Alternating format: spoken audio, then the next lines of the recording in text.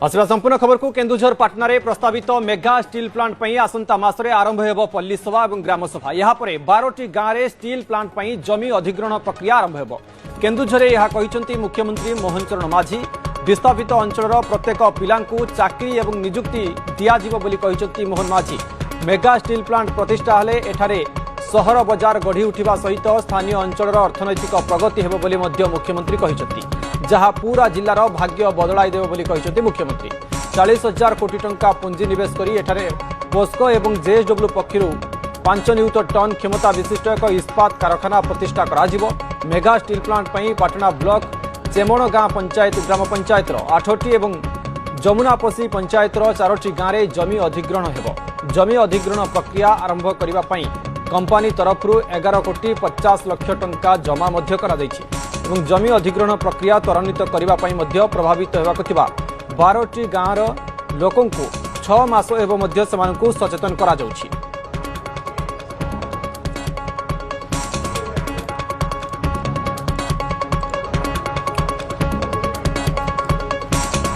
JSW एवं आपंकर POCSO उभय मिलित उद्यम जो मेगा स्टील प्लांट हम ए 40,000 कोटी टंका इन्वेस्टमेंट हम। मेगा स्टील प्लांट हम पाटना केन्दुझर जिलार सबुदिनिया ये अर्थनीतिक पूरा समय बदली जीव एवं केन्दुझर शक्तिशाली जिला होकर सुनार केन्दुझर छिड़ा हम। ये कथा हूँ सत्य। आपंकर आसंता ये मास ठारू आरंभ हो ताहार पब्लिक हियरिंग पल्ली सभा ग्राम सभा एवं आमे से संपूर्ण भाव में करवा। से गाँव से अंचल प्रत्येक परिवार पिला माने चाकरी पाइबे, से अंचल निजुक्ति मिलिबो, से अंचल समस्त प्रकार व्यवसाय वाणिज्य बाजार सहर गढ़ी उठिबो जो कि केन्दुझर भाग्य निश्चित भाव में परिवर्तन होबो। अधिक आलोचना करबा आम सहित जोड़ी होती केन्दुझर सहयोगी अभय जोड़ी होती। अभय, मुख्यमंत्री ये घोषणा एवं ये निष्पत्ति निहाती भाव से स्थान में जो मैंने बसवास कर मुहर हस फुटी एवं ये अधिग्रहण प्रक्रिया केवेठु आरंभ होगा जाउछि?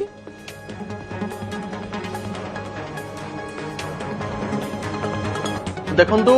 पाटना रे जो स्टील प्लांट हेबो मेगा स्टील प्लांट हेबो यह होछि माननीय मुख्यमंत्री ड्रीम प्रोजेक्ट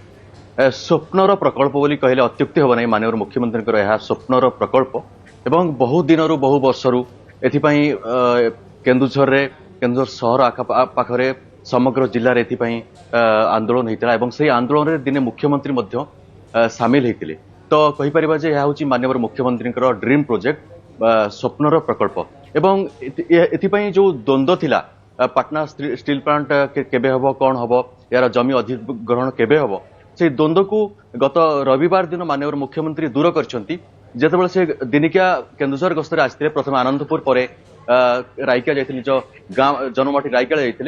जाइथिले एवं परे राति से केन्दुझर सहर को फेरीथिले एवं केन्दुझर सहर तांको भव्य संबर्धना ज्ञापन कराइथिला। जेतेबेले से नुआपड़ा जो उपनिर्वाचन होइतिला सेथरे जो विपुल विजय लाभ कले बीजेपी प्रार्थी माननीय मुख्यमंत्री को विपुल संबोधना ज्ञापन कराइथिला एवं सही अवसर में सभारे मुख्यमंत्री कहिथिले जे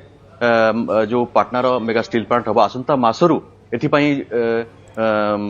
जो अच्छी जनशुणी आरंभ हो। विभिन्न गाँव 12टी गाँव जनशुणी आरंभ हो यापर यथाशीघ्र जमी अधिग्रहण प्रक्रिया आरंभ हो। यापर मुख्यमंत्री कहिथिले प्रस्तावित गाँवर प्रत्येकटी परिवार पिला मानकु चाकरी दियाजिबो एवं निजुक्ति सुजोग दियाजिबो एवं एठार सहर बजार गढ़ी उठिबो एवं एठार स्टील प्लांट हेले समग्र जिल्लार केन्दुझर जिल्लार भाग्य बदल जीवो। तो यह गोटे बड़ खबर आम कहीपर बड़ कथा एवं यह हूँ माननीय मुख्यमंत्री ड्रीम प्रोजेक्ट स्वप्नर प्रोजेक्ट जहाँ अति शीघ्र सफल होगा। 12टी गाँ रही विशेषकर से 12टी गाँव में केते जनसंख्या विशिष्ट लोके रही जेहेतु से दीर्घ 6 मास धरी सचेतन करा जाउछि, कौन सचेतन करा जाउछि एवं सेमानकर मत सेमानकर प्रतिक्रिया कौन रहुछि सब?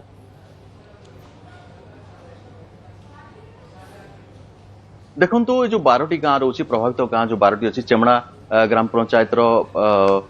8टी एवं जमुनापसी गाँव 4टी गाँ तो एमाने हूँ प्रभावित अंचल एवं हजार हजार संख्यार एठार लोक संख्या अच्छी एवं सेमानक मध्य द्वंद्व थिला सेमानकर जो जमी बाड़ी जीव एवं घर द्वार जीव जहाँ पाटना विधायक कहबार कथा जे एठारे विस्थापित कहीं हेबे नाही किंतु जार किसी जमी बाड़ी जीव सेठी कहीं घर द्वार करिसंती तो सेमानकु केते मात्रा केते मात्रा सेमानकु जो क्षतिपूरण मिलिबो एवं सेतिपाई द्वंद्व थिला एवं पाटना विधायकर कहवा कथा गत 6 मास धरि सेमानकु सचेतन करा जाउची जो आरआर पॉलिसी हबो सेतरे किबळी भाबरे सर्वाधिक क्षतिपूरण सेमानकु मिली पारिबो सेतिपाई चेष्टा करा जाउची एवं जहा मुख्यमंत्री कहिसंती एवं जहा माननीय विधायक मध्य पाटना विधायक दोहरी थिले जे कथा को जे प्रभावित जो गाँव 12टी गाँव प्रत्येक परिवार सदस्य मानकु चाकरी दिया जिवो एवं नियुक्ति सुजोग मते सेमानकु दिया जिवो तो ये गोटे बड़ कथा सेमानक पई सेमानक जो प्रभावित अंचल लोक माने अछंती युवक माने अछन युवक माने सेमानकु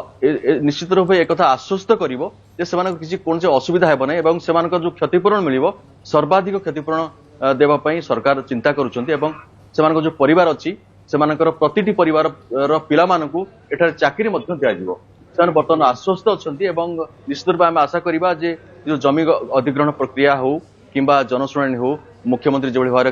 कथा देइछंती जे आसंता मासरू एठारे प्रतिटी गाँव रे जनशुणाणी आरंभ हेबो एवं यहाँ परे जो सरकारी बेसरकारी एवं जो अच्छी आमे कहि परिबा जो जंगल जमी अछि तार अधिग्रहण प्रक्रिया मध्य आरंभ होइ जिवो निहत भाव ये स्वप्नर प्रकल्प पर मुख्यमंत्री मध्य अनेक बार कहिसंती किंतु वर्तमान समय यार प्रक्रिया आरंभ होईची एवं जमी अधिग्रहण प्रक्रिया आरंभ हेबो सेतिपई लोकंकु मध्य सचेतन करा जाउची। बहुत बहुत धन्यवाद। मो सहित अभय जोड़ीथिले केन्दुझर ए संपर्क में अधिक आलोचना मध्य से करुथिले।